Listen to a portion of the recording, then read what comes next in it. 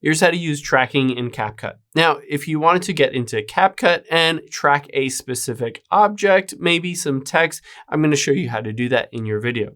Let's open up CapCut here, tap on New Project, and then let's just tap on a video and hit Add. Now, say I wanted to add some text to here and track it along through the video. I'm going to tap text at the bottom left, add text, and I'm just going to say player 10. And I'm going to make it a little bit smaller and put it right here. Now I can track this as the kid runs. I can hit the check mark here, and I am going to make sure this text expands to the entire length of this video.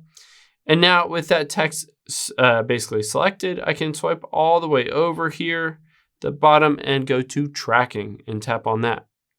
Now it says select an object to track. So this will basically determine where it is going to track that specific text in relation to the video. So I put it over the kid because that's what I want to track. And I'm going to hit start tracking. So it will go through the process of analyzing this. And then there you can see it doesn't do a great job in this instance. It follows him some, but let's just choose this tracking and edit a bit more. It's not always perfect. Let's hit it again, start tracking and reset and see if it does a better time this time.